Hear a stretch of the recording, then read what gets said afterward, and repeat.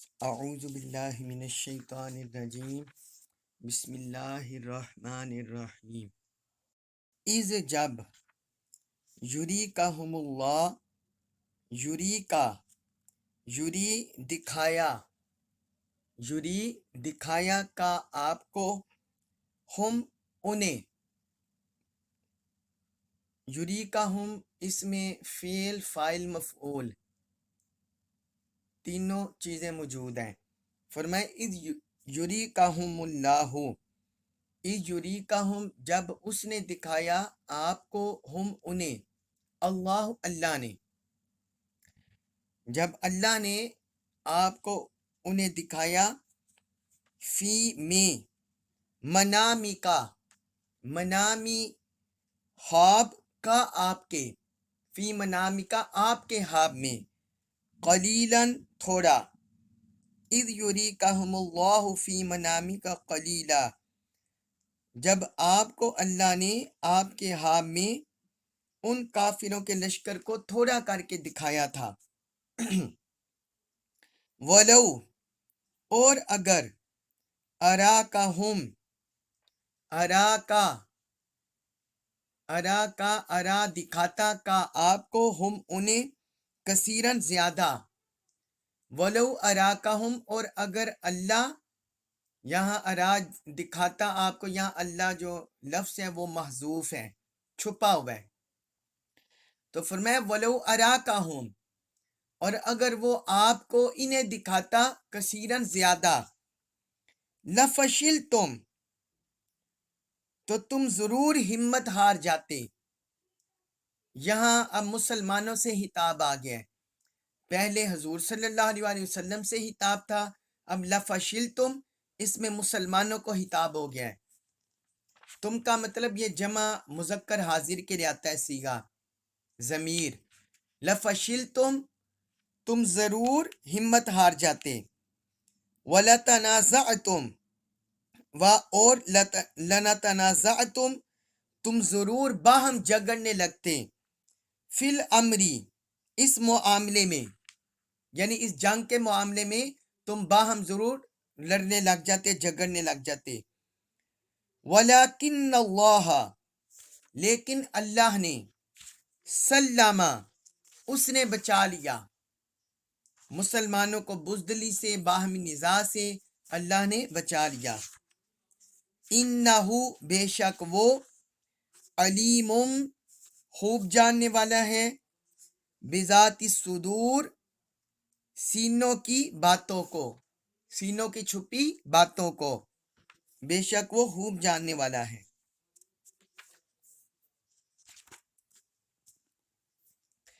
اس آیت مبارکہ میں اللہ تعالی نے اپنے نبی صلی اللہ علیہ وآلہ وسلم کے رؤیا کا ذکر کیا ہے، خواب کا ذکر کیا ہے، اور اس کی دو توجیہات ساتھ ذکر کی ہیں۔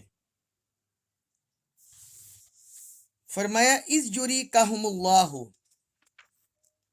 جب اللہ نے آپ کو انہیں دکھایا، فی منامکا قلیلا آپ کے خواب میں تھوڑا،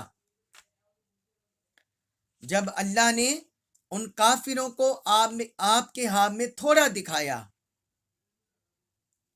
تو یعنی جو خواب دکھایا گیا وہ سارے مسلمانوں کو نہیں دکھایا گیا، صرف حضور صلی اللہ علیہ وآلہ وسلم کو دکھایا گیا کہ غزوہ بدر میں کون سے لوگ، کتنا لشکر آپ کے سامنے ہوگا۔ اب یہاں ایک سوال پیدا ہوتا ہے کہ جو کافر تھے وہ تو مسلمانوں کے لحاظ سے زیادہ تھے، تو پھر یہاں اللہ تعالیٰ نے کیوں فرمایا کہ آپ کو اللہ تعالیٰ نے انہیں آپ کے خواب میں تھوڑا دکھایا؟ اس پر ذہنوں میں سوال پیدا ہوتا ہے، اور بعض جو منکرین قرآن پر اعتراض کرنے والے وہ اعتراض بھی کر دیتے ہیں، وہ کہتے ہیں یہ تو حقیقت کے خلاف ہو گیا، حالانکہ وہ تو جو کافروں کا لشکر تھا وہ تو مسلمانوں سے زیادہ تھا، اور یہاں اللہ تعالی نے ذکر کیا کہ اللہ نے اپنے رسول کو انہیں تھوڑا دکھایا۔ تو یہ بات یاد رکھیں کہ جو پہلی بات تو یہ یاد رکھیں کہ انبیاء کرام کا خواب وہ وحی پر مشتمل ہوتا ہے. انبیاء کرام کا خواب وحی پر مشتمل ہوتا ہے. اس میں ان کا کوئی ذاتی عمل دخل نہیں ہوتا، کیونکہ یہ احادیث مبارکہ سے میں پتہ چلتا ہے رؤی الانبیاء وحی، کہ انبیاء کرام کا خواب وحی ہوتا ہے. تو پھر یہاں کیا مراد ہے؟ جب انبیاء کرام کا خواب وحی ہوتا ہے تو ظاہراً بات ہے وہ سچا ہی ہوگا، وہ حقیقت پر مبنی ہوگا، اس میں کوئی جھوٹ کی آمیزش نہیں ہوگی. اب یہ جو اللہ تعالیٰ نے فرمایا کہ اللہ تعالیٰ نے آپ کو آپ کے خواب میں انہیں تھوڑا دکھایا، اس سے کیا مراد ہے؟ یہاں یہ بات یاد رکھیں، 3 طرح سے خواب کی توجیحات انبیاء کرام کے حوالے سے ہمارے سامنے آتی ہے. پہلی یہ کہ انبیاء کرام جیسا خواب دیکھتے ہیں من و ان ویسا ہی ظہور ہوتا ہے، ویسی حقیقت سامنے آتی ہے. انبیاء کرام جو خواب دیکھتے ہیں ویسی ہی حقیقت ظاہر ہوتی ہے. یہ پہلی قسم ہے. جس طرح حضور صلی اللہ علیہ وآلہ وسلم نے صلح حدیبیہ کے موقع پر خواب دیکھا کہ میں مکہ مکرمہ میں حالت احرام میں داخل ہو رہا ہوں، تو پھر بعد میں ثابت ہو گیا کہ آپ صلی اللہ علیہ وسلم احرام کی حالت میں مکہ مکرمہ میں گئے، اگرچہ اس سال نہیں گئے تھے مگر اگلے سال گئے 7 ہجری کو. تو اور خواب میں سال کا تعین بھی نہیں ہوا تھا. تو جیسے خواب نبی دیکھتے ہیں ویسی اس کی تعبیر ظاہر ہوتی ہے حقیقت میں. ایک یہ قسم ہے. دوسری قسم یہ ہے کہ جیسے خواب انبیاء کرام دیکھتے ہیں تو وہ مجازی صورت میں ظاہر ہوتا ہے، وہ مجازی صورت میں ظاہر ہوتا ہے، یعنی من و ان وہی حقیقت میں نہیں آتا لیکن مجازی صورت میں ظاہر ہوتا ہے. جس طرح وہ حضرت یوسف علیہ السلام کا خواب سورہ یوسف میں ذکر ہے کہ انہوں نے دیکھا کہ مجھے سورج اور چاند سجدہ کر رہے ہیں. سورت یوسف میں جو ذکر آتا ہے انی رأیتو، وہ میں آیت آپ کو لکھوا دیتا ہوں جو اس میں انہوں نے دیکھا. یا ابتی انی رأیتو احد عشر کوکبا والشمس والقمر رأیتہم لی ساجدین، سورہ یوسف آیت نمبر 4 میں کہتے ہیں ابا جان میں نے خواب میں دیکھا ہے کہ 11 ستارے اور سورج اور چاند میں نے دیکھا ہے کہ وہ مجھے سجدہ کر رہے ہیں. اب یہ بھی من و ان تعبیر ظاہر نہیں ہوئی تھی، بلکہ اس سے مراد ان کے بھائی اور ان کے والدین تھے، ماں باپ. تو یہ مجازی شکل ہے. حضرت ابراہیم علیہ السلام نے بھی خواب دیکھا کہ میں اپنے بیٹے کو ذبح کر رہا ہوں، اور بعد میں وہ حقیقت میں تو نہیں ظاہر ہوئی. وہ انہوں نے دیکھا جنت سے مینڈا لایا گیا، وہ مینڈا اور بھیڑ انہوں نے ذبح کی. تو یہ دوسری صورت ہے کہ مجازی صورت میں تعبیر ظاہر ہوتی ہے. تیسری صورت ہے کہ مانوی لحاظ سے نہ وہ حقیقتاً ظاہر ہوتا ہے نہ مجازی لحاظ سے، بلکہ وہ مانوی تعبیر ظاہر ہوتی ہے. مانوی لحاظ سے یہاں جو اللہ تعالی نے آپ صلی اللہ علیہ وآلہ وسلم کو دکھایا کہ اللہ نے جب آپ کو آپ کے خواب میں انہیں دکھایا تھوڑا، تو اس سے مراد کفار کی عددی لحاظ سے یہ تعبیر نہیں ہے. عددی لحاظ سے ان کی تعبیر مراد نہیں ہے بلکہ مانوی مراد ہے. مانوی کیا؟ مانوی یہ کہ وہ ایمانی لحاظ سے تھوڑے، ان کے اندر ایمان نہیں تھا، روحانیت نہیں تھی. ایمانی لحاظ سے اور روحانی لحاظ سے وہ کمزور تھے. یہ مراد ہے اس سے قلت سے، کہ اللہ تعالی نے انہیں قلت کی طرف اشارہ کر کے ان کی کمزوری کی طرف اشارہ کیا. چونکہ وہ ایمان سے محروم ہے اور وہ روحانیت سے محروم ہے، اللہ اور اللہ کے رسول سے تعلق سے محروم ہے، اس لیے فرمایا کہ یہ مانوی لحاظ سے وہ مانوی لحاظ سے قلیل ہے، مانوی لحاظ سے قلیل ہے۔ یہ اللہ تعالیٰ نے اس لحاظ سے اشارہ کیا ہے۔ اور پھر آگے فرمایا، آگے اللہ تعالیٰ نے اس کی وجہ ذکر کیا ہے، فرمایا وَلَوْ أَرَاكَهُمْ كَثِيرًا لَفَشِلْتُمْ وَلَتَنَازَعْتُمْ فِي الْأَمْرِ، فرمایا اور اگر اللہ آپ کو انہیں دکھا دیتا زیادہ، اگر اللہ آپ کو انہیں زیادہ دکھا دیتا تو اے مسلمانوں تم ہمت ہار جاتے اور آپس میں باہم جگڑنے لگ جاتے، آپس میں باہم جگڑنے لگ جاتے۔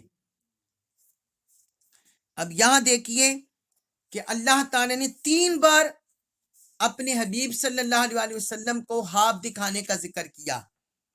یوری کا، اس میں بھی آپ صلی اللہ علیہ وسلم کا ذکر ہے کہ وہ دکھاتا ہے آپ کو۔ منامی کا، آپ کے خواب میں۔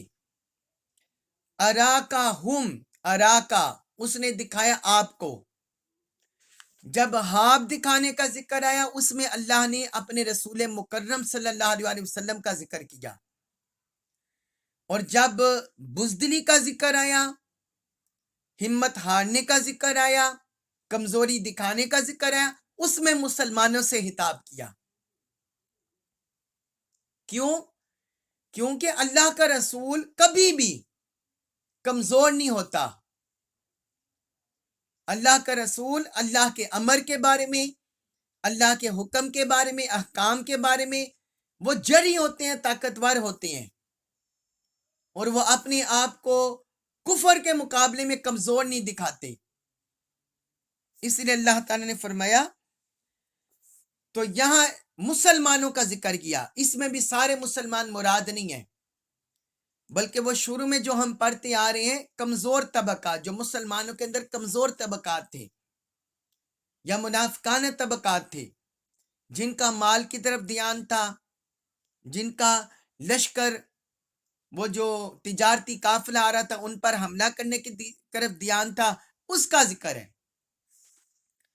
جس کا ذکر ہم پیچھے بھی پڑھے ہیں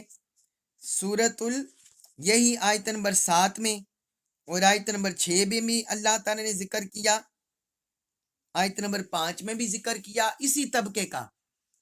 تو اللہ تعالیٰ نے فرمایا اگر اللہ تعالیٰ ان کافروں کو آپ کو عددی لحاظ سے زیادہ دکھا دیتا تو پھر اے مسلمانوں تم کمزور ہو جاتے،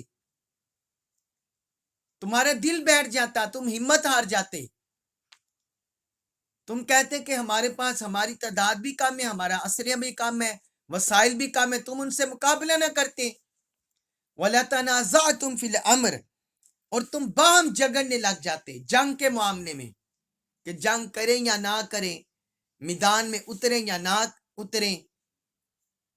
تو فرمایا تمہارا معاملہ تم مختلف الحیال ہو جاتے اور باہم تنازع تمہارے اندر پیدا ہو جاتا۔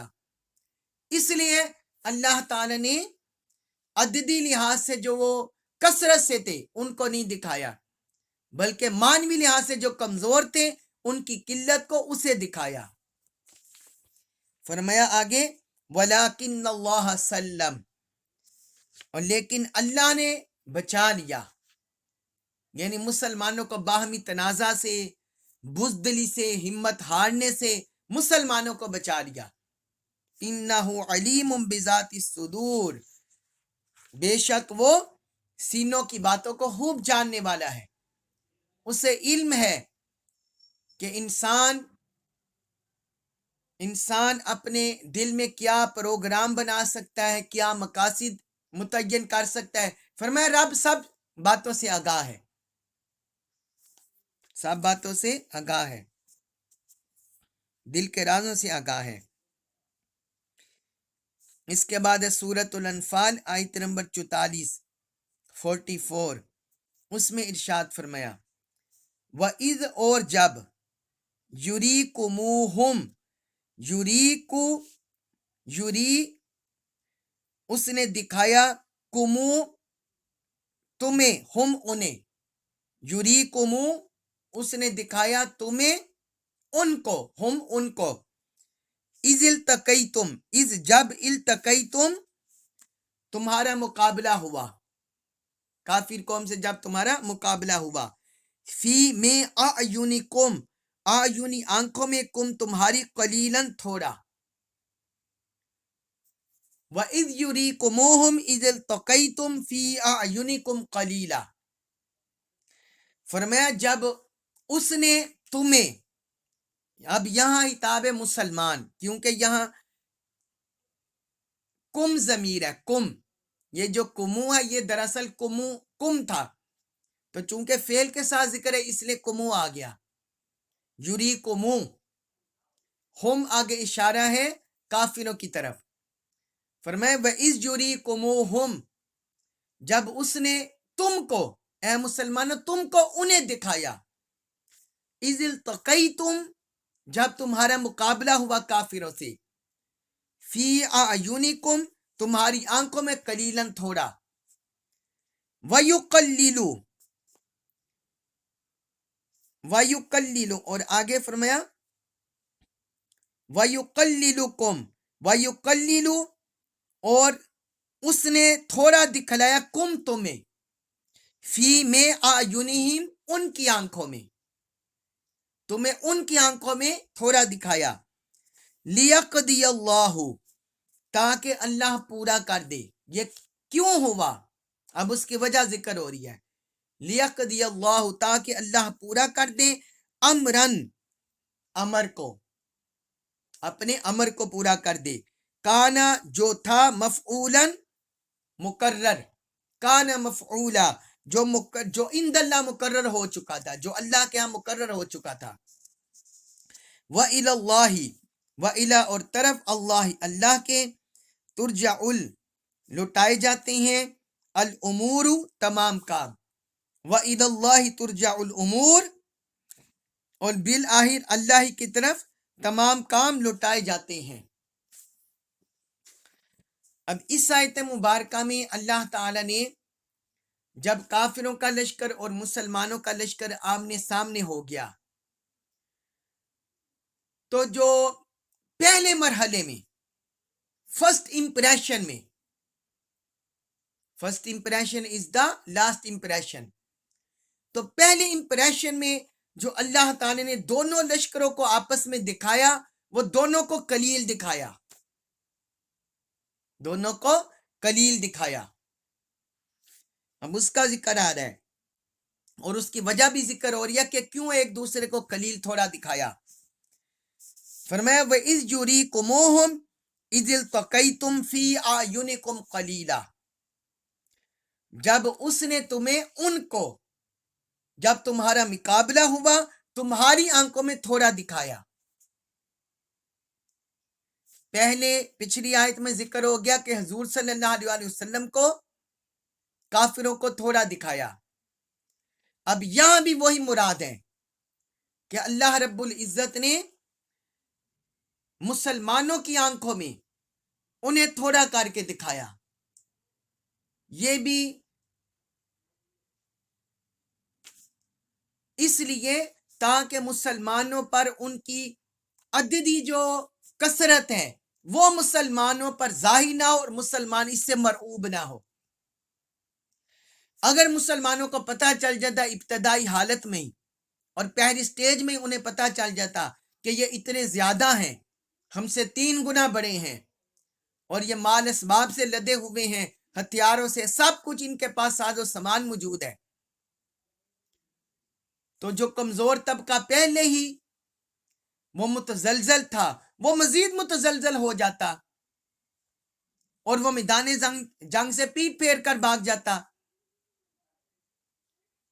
एक इसकी ये भी मुराद है और दूसरी इसकी ये भी मुराद है कि जो उन्हें कलील दिखाना, कि वो जो हमने पहले जिक्र किया कि मानवी लिहाज से, ईमानी लिहाज से, रूहानी लिहाज से,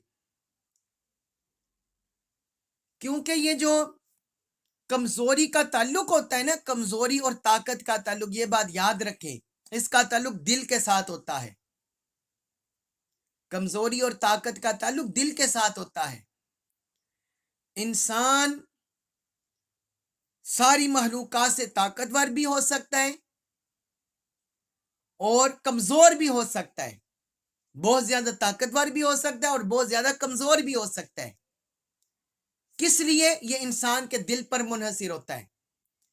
جتنا زیادہ کسی انسان کا حوصلہ بڑا ہوگا، اس کے دل کو تقویت نصیب ہوگی، حوصلہ اسے نصیب ہوگا، قوت نصیب ہوگی، ویسے ہی انسان سے طاقت اور قوت کا مظاہرہ ہوتا ہے. اور جتنا زیادہ کسی انسان کا دل کمزور ہوتا ہے، ویسا ہی اس سے کمزوری ظاہر ہوتی ہے، ویسے ہی اس سے کمزوری ظاہر ہوتی ہے. اس لیے اللہ تعالیٰ نے مسلمانوں کو نے تھوڑا کر کے دکھایا تاکہ مسلمانوں کے حوصلے پست نہ ہو یا قلبی طور پر کمزور نہ ہو اور ان کے مقابلے میں مضبوطی سے ڈٹے رہیں.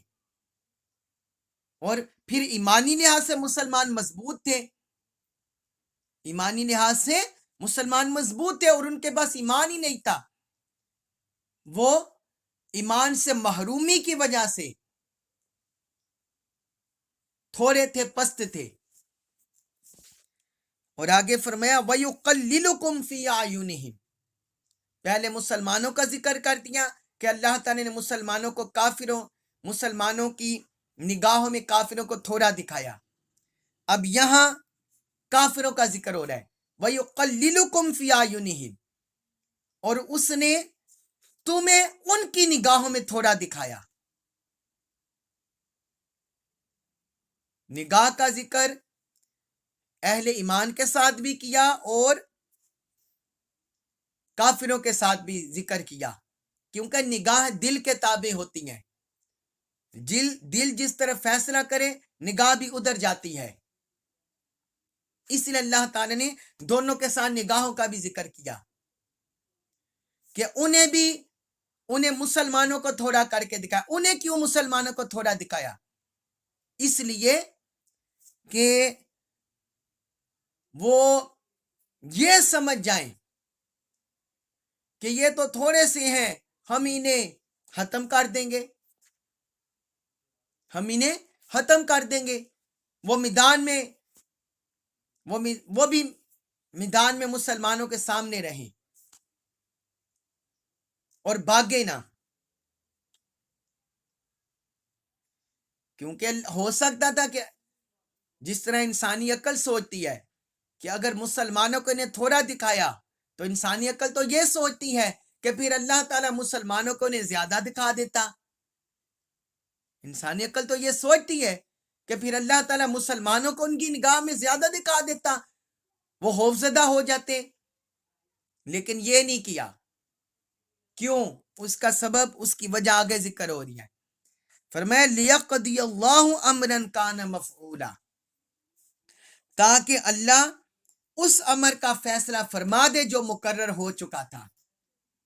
یہ ہے نتیجہ، یہ ہے رزلٹ.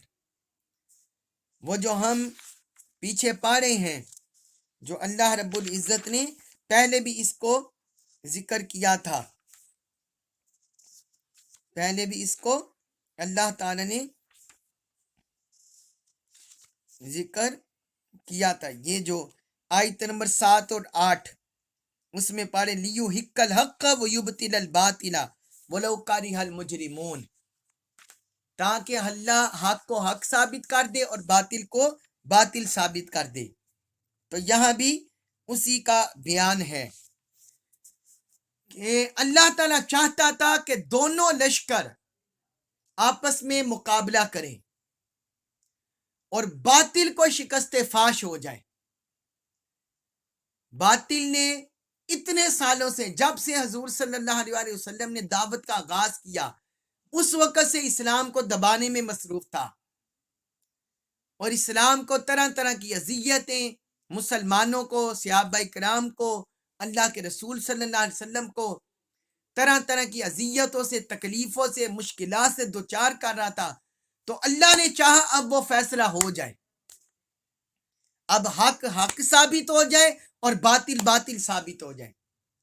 فرمایا اس لیے مسلمانوں کی نگاہوں میں انہیں تھوڑا دکھایا اور ان کی نگاہوں میں مسلمان تھوڑے دکھائے، تاکہ یہ دونوں جنگ کریں اور رب کا امر پورا ہو جائے جو رب نے فیصلہ کر رکھا ہے اہل ایمان کو غلبے کا۔ فرمایا آگے وَإِلَى اللَّهِ تُرْجَعُ الْأُمُورِ، اور اللہ ہی کی طرف سارے کام لوٹائے جاتے ہیں، اللہ ہی کی طرف سارے کام لوٹائے جاتے ہیں کہ بالآخر فائنل طاقت کا، فائنل قدرت کا اور فائنل انعام و جزا دینے کا مالک وہ ہے، مالک وہ ہے۔ اس لیے فرمایا سارے امور اسی کے طرف لوٹائے جاتے ہیں، جو اس کا امر ہوتا ہے بالآخر وہی ہو کر رہتا ہے، چاہے انسان جتنا مرضی کوشش کر لے۔ کوشش خیر کے بارے میں کوشش کرنے والا اس کے ساتھ اللہ کی مدد و نصرت ہو جاتی ہے، اور جو شر میں کوشش کرتا ہے تو وہ اللہ کی مدد و نصرت سے محروم ہو جاتا ہے، بالآخر اللہ کا حکم غالب رہتا ہے۔ آگے فرمائے آیت نمبر 45 سورۃ الانفال آیت نمبر 45 45 یا ایہا الذین آمنو، اے ایمان والو، اذا جب لقیتم تمہارا مقابلہ ہو، فئتن کسی فوج سے، یا ایہا الذین آمنو اذا لقیتم فئتن، اے ایمان والو جب دشمن کی کسی فوج سے تمہارا مقابلہ ہو، فَاثْبُتُوا، تو تم ثابت قدم رہا کرو، وَاذْكُرُوا اللَّهَ، وَاذْكُرُوا، اور تم یاد کیا کرو اللہ، اللہ کو، وَاذْكُرُوا اللَّهَ، اور اللہ کو یاد کیا کرو کثیراً، کثرت سے، اور اللہ کو کثرت سے یاد کیا کرو، لعلکم، لعل، تاکہ تم تفلحون، فلاح پا جاؤ، لعلکم تفلحون، تاکہ تم فلاح پا جاؤ۔ اب اس آیت مبارکہ میں اللہ تعالیٰ نے جنگ کرنے کے کچھ اصول اور جنگ کرنے کے متعلق کچھ ہدایات وہ اہل ایمان کو دی ہیں، اس آیت میں بھی اور اگلی آیت میں بھی۔ یہ 5 ہیں، 5 ہدایات اور 5 اصول، 5 ہدایات دی ہیں جنگ کرنے کے بارے میں، اس میں 2 کا ذکر ہے۔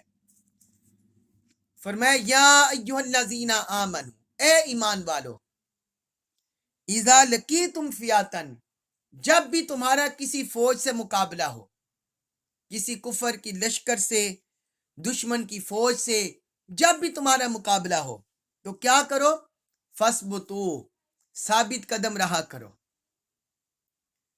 وہاں سے ڈر کے نہ بھاگو، بزدلی نہ دکھاؤ، پست ہمتی نہ دکھاؤ، بلکہ ثابت قدم رہو، مضبوطی سے ڈٹ جاؤ،